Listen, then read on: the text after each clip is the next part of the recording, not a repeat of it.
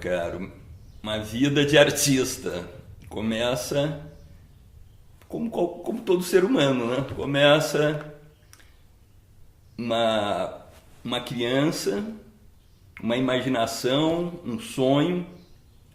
Graças à vida eu tive essa infância muito interessante que foi no interior do Rio Grande do Sul, sou gaúcho, e lá se vive muito o campo, se tem essa autenticidade de curtir realmente a natureza, os ícones do gaúcho, que começa com cavalo e tal, e o mato. Então eu tive esse privilégio de viver isso na fazenda do meu avô e tal, que é no interior, Palmeira das Missões.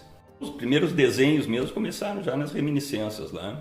Sempre o desenho de grafite, que é a base que eu considero realmente de toda a expressão gráfica, é o desenho. Foi em Porto Alegre que eu comecei meu trabalho, inicialmente de gravura em metal, onde eu realmente comecei a organizar o meu desenho, onde teve todo um aporte técnico e de composição. Foi no Ateliê Livre de Porto Alegre, que tem toda uma estrutura muito boa. Pegamos ali uma herança, inclusive, do pessoal do Clube da Gravura, de Bagé. Então esses foram meus professores. Sempre tive esse gosto pelo metal. Realmente é o meu material principal, né? Eu tenho uma afinidade com metal, então, e também essa questão da matriz. Se fazer uma matriz em metal, partindo de um espelho, que é uma chapa polida de cobre, ali se inicia os primeiros riscos que vão formar uma imagem com corpo, né? Porque a gravura em metal especialmente, ela tem relevos, e você vai fazendo com as técnicas, você vai dando realmente corpo como se fossem relevos secos e tal, tateando já num caminho que eu nem sabia que seria a escultura lá na frente. Que começou no plano da gravura e essa curtição com a matriz, com o múltiplo.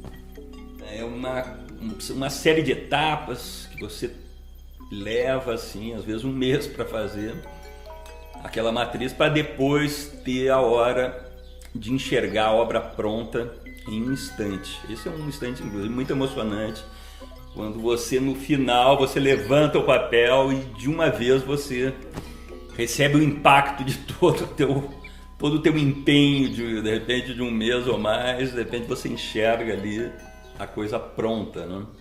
No exterior eu tive uma primeira experiência que foi aos 18 anos, que eu fui morar em Indianápolis e já comecei a fazer um trabalho em serigrafia, pintura, numa high school, fiquei 1 ano. Teve um detalhe dessa viagem que eu achei interessante, porque eu saí com um desenho no papel, num canudo que eu tinha iniciado aqui. Levei para lá, passei 1 ano nos Estados Unidos, e esse trabalho em grafite, lápis de cor, foi sendo elaborado durante toda essa viagem. Quando eu voltei para o Brasil, depois de 1 ano, foi que eu concluí. Então foi o trabalho mais longo que eu já fiz na minha vida. Eu passei 1 ano praticamente dedicando a um desenho. Eu morei 4 anos em Paris, na Maison do Brasil, onde eu tinha o meu quarto e tinha um pequeno ateliê. Tive o privilégio de ter um pequeno ateliê, onde eu fiz artes gráficas na Academia Julian, que é uma academia tradicionalíssima, francesa, onde grandes artistas passaram. Visitando aquela série de museus, comecei a estudar artes gráficas, pintura. E principalmente eu acho que foi me cativando essa questão da arte ao ar livre, que você vê, você convive com a obra de arte tanto nos parques, na rua, nas esquinas, você vai vendo as esculturas. Tudo isso foi me cativando, eu acredito, para que nesse meu regresso ao Brasil eu conseguisse começar realmente a explorar a obra tridimensional. Passei alguns anos no Brasil e em seguida fui me especializar então na alquimia dos metais, a fundição em bronze em Barcelona. Então fiquei um ano estudando na Escola Massana, um grande mestre da cerâmica e do bronze, que é o Joaquim Chavarria. Foi meu mestre durante um ano, me deu todo o apoio, onde eu fundi várias peças e já explorando alguns dos meus temas corriqueiros, que eram, por exemplo, o Don Quixote. E já comecei a fazer algumas peças lá, que depois declinei voltando a Brasília e montando a minha própria fundição, onde aí mudou toda a dinâmica do meu trabalho, porque você ter e administrar uma fundição, não só mandando fazer o trabalho fora, mas participando de todas as etapas do processo, desde a forma até o acabamento final. Então realmente fechou o ciclo do meu trabalho, desenvolvendo as minhas próprias obras e prestando serviço para outros artistas da cidade, para ativar essa fundição e a gente conseguir manter isso. Já faz mais de 10 anos de fundição aqui em Brasília, a primeira fundição artística da cidade, que deu e está dando autonomia à produção local. Eu me sinto sinceramente como se fosse no topo de uma cadeia de imagens, onde tudo se concentra, o desenho se soma à gravura, se soma à pintura, para ficar realmente no corpo escultural toda essa bagagem que durante décadas já tenho praticado diariamente, que é o meu métier, é realmente 24 horas por dia, esse sonhar e pensar as imagens que vem à cabeça realmente. É um começar às vezes quase do nada, às vezes é o modelar, é argila, né? É o meio principal. Já teve ocasiões de sem desenho, sem nada, você começar a modelar e as formas irem surgindo espontaneamente. E você começa a ler na própria matéria. Se deixar levar pela própria matéria e ir enxergando manchas, como se fossem manchas que vão te sugerindo coisas.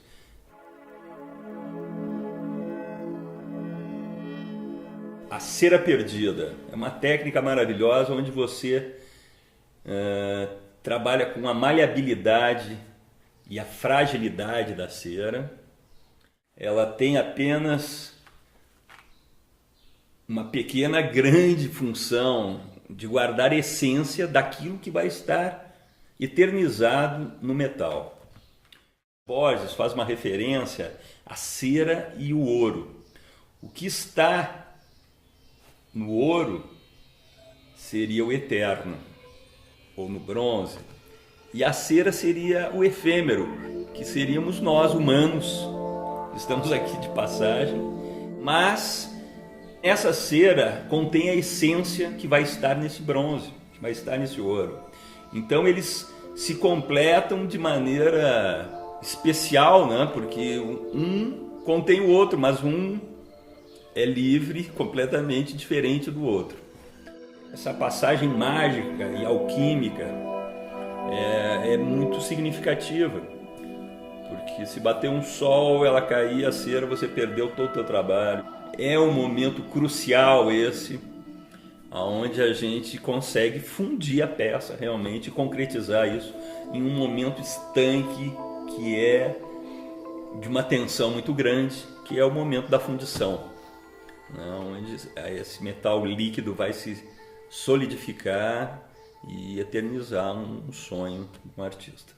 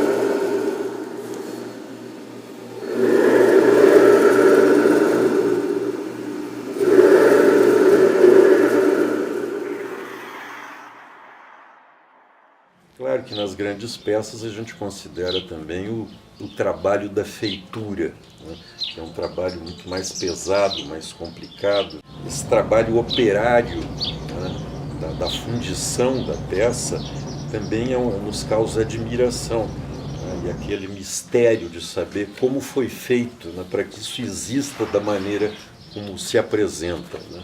Essa apreciação é excitada, né, por esses mistérios que a escultura contém. Você olha uma textura, você olha uma coloração, você olha uma curvatura, um detalhe, né, os cabelos pendentes. Né? Imagina cada detalhe desse o trabalho que não deu desde a concepção, que isso parte naturalmente de um esboço inicial, plano, né, e vai adquirindo corpo, vai se lançando ao espaço através do processo de feitura. Isso fica misterioso para o leigo, né, porque chega um momento em que você não sabe como aquilo aconteceu, né? Aquilo está na sua frente, né, e você aprecia e fica cheio de interrogações, de dúvidas sobre como ele chegou a isso. Ele sabe como chegou, né? Então ele passa para a gente esse encantamento da dúvida, né? E tem que ter essa magia, toda obra de arte, né? E seja obra plástica, obra musical, toda obra de arte contém esse mistério e essa magia, que é o que encanta o espectador, né? Sem dúvida.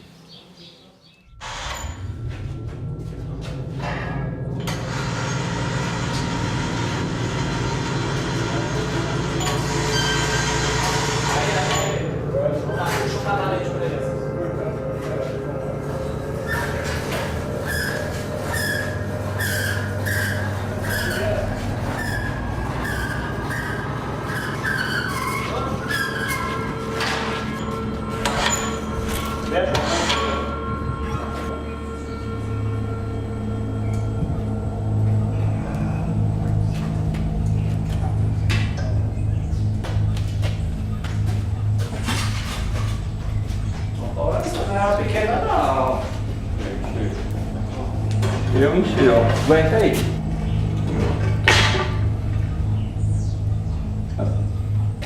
As peças para aqueles canais tudo grandes, tudo. Fica firme, só é quem.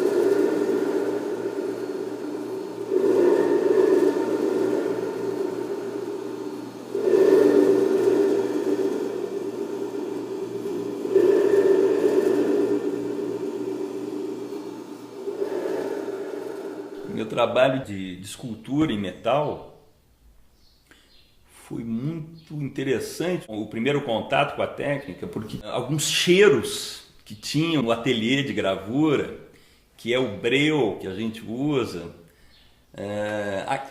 A gente reutiliza isso.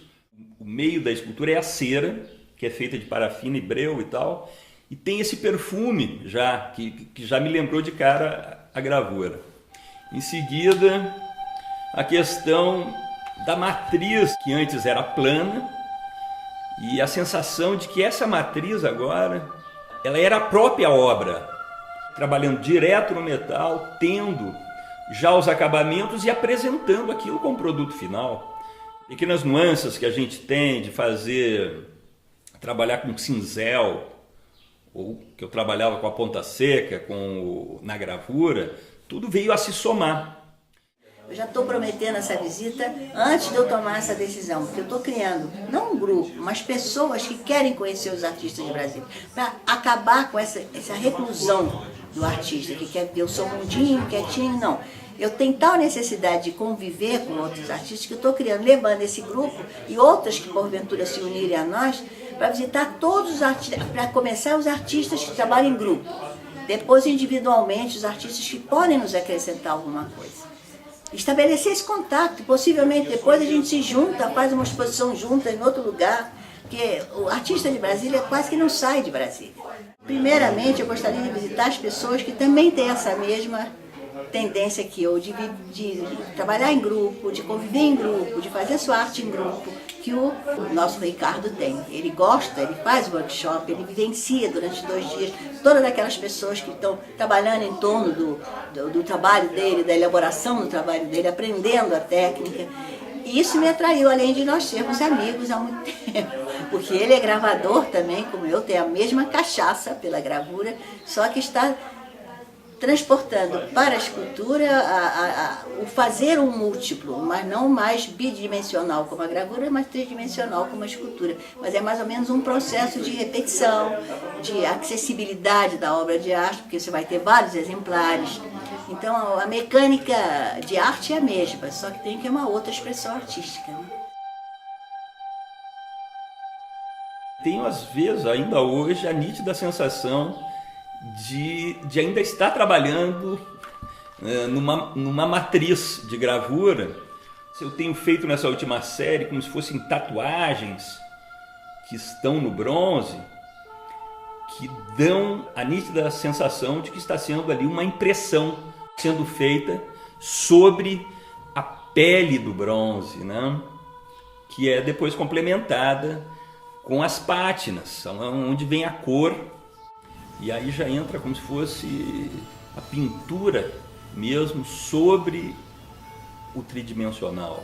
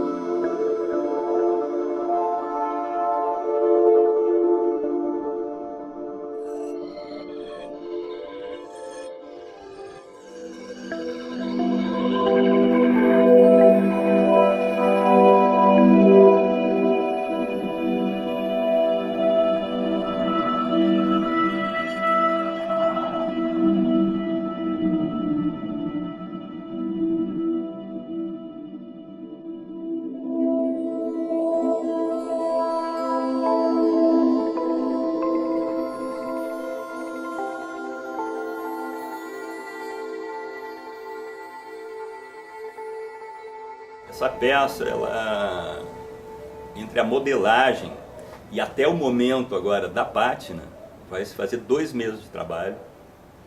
intenso, aonde você vai fazendo por etapas, realmente são muitas etapas. E para chegar nesse momento fatídico é muito trabalho, muito suor. Mas compensa esse momento em que você, que estava falando, dá luz à peça, dá o toque, mostrar o metal e ao mesmo tempo dar essa roupa do bronze. Satisfação. Viu que o negócio é uma ralação danada, né? Mas eu acho que o grande orgasmo final é esse. Dar a roupa ao metal, como se fosse esses tons e essa luz, literalmente a luz depois, para você eternizar, passar o verniz está eternizado.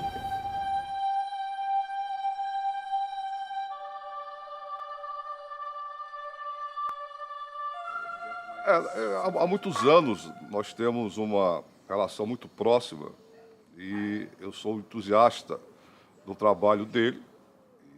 Começamos com pequenas peças e fomos incorporando ao nosso pequeno acervo umas peças mais, digamos assim, com uma dimensão maior e que tem a ver com essa evolução do próprio trabalho dele, com uma evolução técnica, né, com a introdução de novos elementos construtivistas, né, ou construtivos, e, portanto, eu venho acompanhando. E, por ser um admirador desse potencial evolutivo, eu sempre fico vendo o trabalho dele com atenção muito animada e muito íntima. Eu estou vendo daqui alguns trabalhos muito bonitos, como um cavalo empinado, onde você percebe o movimento, parece que a peça vai entrar em ação, se movimentar, né? E que atrai exatamente para que você complete o movimento da peça que é estática, com esse deslocamento que você faz com que ela se movimente, né? Aquele cavalo lá, eu olho daqui e vejo ele pronto para saltar, né? Empinado. Da mesma forma que a sua musa infinita, né? Num gesto em que ela não poderia permanecer por muito tempo parada, né? Então ela foi flagrada num movimento de dança, né? Um verdadeiro bailado, onde se joga os braços para o alto, né? E esses braços se convertem então na fita infinita, né? Da mesma maneira que as pernas lançadas uma para frente, ajoelhada, outra para trás, e a curvatura do seu corpo, são movimentos encantadores, e é isso que eu acho que a escultura tem, é essa atração, esse magnetismo, né? Que faz com que a gente olhe um objeto fixo, mas que o imagine em movimento, porque esse movimento está sugerido pela própria peça, né? Eu sempre trabalhei com séries, né? Na gravura eu já me organizava assim. E a minha primeira gravura foi o cavalo marinho. Uma coisa que surgiu realmente magicamente. Eu estava desenhando e de repente visualizei a cabeça de um cavalo marinho híbrido de verde, vegetal e animal. Ele estava camuflado ali no meio daquelas plantas e eu percebi. Mas percebi internamente. Então foi uma coisa que captou ali uma mensagem, captou uma atmosfera. E essa gravura declinou várias do tema cavalo marinho, que eu fui me aprofundando, estudando, decompondo a forma, e deu uma série grande. Esses temas da gravura, como são de longas datas, eles foram da gravura para o tridimensional. Passei eles para o bronze. Então, tomando o corpo, tomando a sua presença no corpo tridimensional em bronze.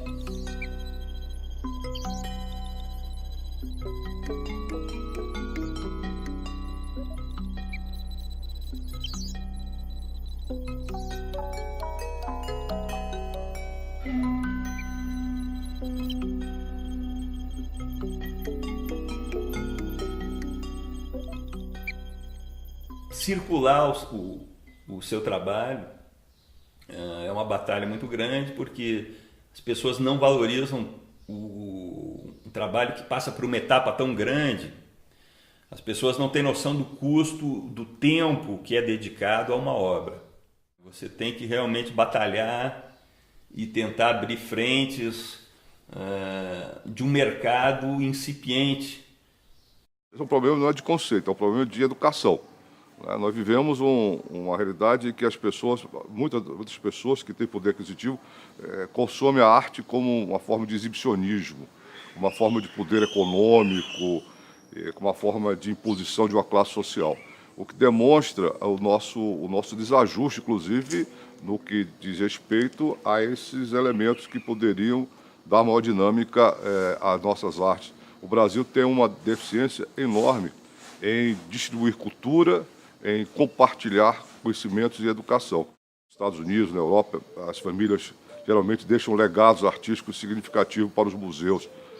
Então, é um desprendimento, é uma forma importante de compartilhar, de dividir, de distribuir o conhecimento cultural. No Brasil, as pessoas têm a arte como um elemento meramente exibicionista, muitas vezes exibicionista, não, nem como investidor, mas para dizer que tem determinados trabalhos, que coleciona determinados artistas, o que mostra o nosso individualismo, o que demonstra a nossa incapacidade de socializar, de compartilhar o acesso às artes. Isso é muito ruim, porque os nossos museus são talvez um dos piores museus do mundo, em termos de acervo, em termos de conservação, em termos de preservação. Nós temos um desdém muito grande, o Estado é muito irresponsável, relapso, eu diria medíocre, no que diz respeito a essa relação com a arte, com a cultura, e gastamos mal e quando gastamos. A insistência nisso é a paixão, não tem outro. Não tem outro motivo maior, porque se você realmente quer partir para ganhar dinheiro, vai ser empresário, vai ser outra coisa. Não tem jeito, tem que trabalhar, pelo menos fazendo o que gosta. E eu acho que o que se ganha realmente é esse dia a dia de fazer uma coisa que você realmente tem prazer em fazer e tal. A fundição também tem um papel importante, que é a questão da prestação de serviço. Então, outros artistas de renome, inclusive, já prestei serviço fazendo obras de grande porte, que é o que a gente está em mente realmente, é ter condições, ter técnica, ter todo o aparato necessário para se fazer peças de grande porte. E então entrar com interferências urbanas, em Brasília especialmente, que merece, já nasceu sob esse signo da arte, onde a gente pode democratizar a arte realmente, colocando essas peças em parques, em prédios públicos, entrando realmente na urbe e participando da vida das pessoas. A escultura tem como característica primordial essa de trabalhar com o espaço que a envolve. Além das 3 dimensões geométricas, ela introduz para a sua apreciação completa mais as 2 dimensões, ou uma dimensão, se considerarmos a fusão das duas, o espaço-tempo. É difícil falar no espaço sem falar no tempo. Então se considera a 4ª dimensão é o espaço-tempo. E isso é evidente no trabalho do Ricardo, exatamente devido a essa dinâmica das suas peças, essa agitação dos volumes, que obriga o espectador, para poder usufruir por completo, se deslocar em torno do seu objeto escultórico. Ele não pode ser apreciado de um ponto de vista fixo, como a pintura, um quadro pendurado na parede, enfim. E me parece que, nesse caso específico, a escultura casa muito bem com o espaço arquitetônico. Eu tenho meu trabalho espalhado em galerias, são poucas galerias de arte que tem em Brasília, e trabalho muito com os arquitetos também, que fazem os seus projetos e integram a obra de arte, num projeto arquitetônico, tanto de interior quanto de exterior. comecei a fazer o trabalho de mural há uns 20 anos atrás, com essa proposta de ter uma interferência em jardins, em área externa, de grandes dimensões. Então é esse mural em relevo, de cimento, armado, que você tem um trabalho que te dá um empenho de rapidez, de criação, do calor da criação. Você tem que resolver aquilo porque a massa é um afresco, que essa massa tem que ser resolvida e entendida na hora. Então, até o final do dia, você, normalmente em torno de 10 metros quadrados, eu faço uma tarde. E no final do dia tem que estar já pronto. Isso é muito surpreendente, né? Porque de repente você está dentro da obra em tão pouco tempo. Você interagir, você descobrir um painel que para aquela casa, para aquelas pessoas tem a ver, é uma interação já muito grande. Você tem que fazer um tema que as pessoas tenham uma referência de quem tem aquilo em casa. É rápido, então você tem que decidir.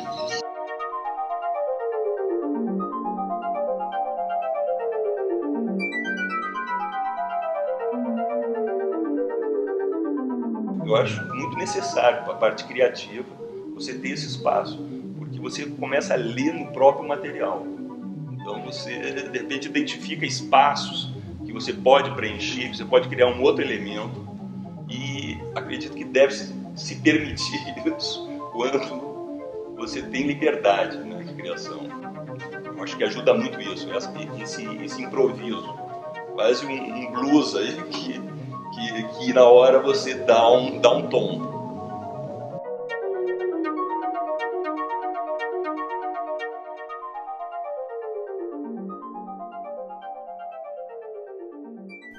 Eu tenho algumas obras que estão espalhadas nas quadras, nas superquadras de Brasília. Inicialmente uma onde eu morava, que é na 415 Norte. Quando nasceu meu filho, eu fiz um cavalo marinho grande e um menor do lado, como se fosse o filho. E esse cavalo marinho ele faz um formato como se fosse uma cadeira. Então a gente pode subir na obra e montar no cavalo e era muito prazeroso acordar de manhã, olhar para baixo e ver um vovô que estava passando lá levando seu netinho para montar no cavalo imaginário e fazer sua cavalgada. Era muito prazeroso ver as pessoas participando da obra, né? Subindo, ou um dia acordava, tinha 10 crianças lá correndo em volta. É um prazer enorme mesmo. É uma satisfação muito grande você ter a obra pública e ela se tornar um referencial que de repente uma geração vai contar para outra. Ah, eu andava em certo local, montava naquela peça, ou quando eu via aquela peça me dava uma sensação X. Fica numa reminiscência que começa a fazer parte da vivência, da pulsação da cidade.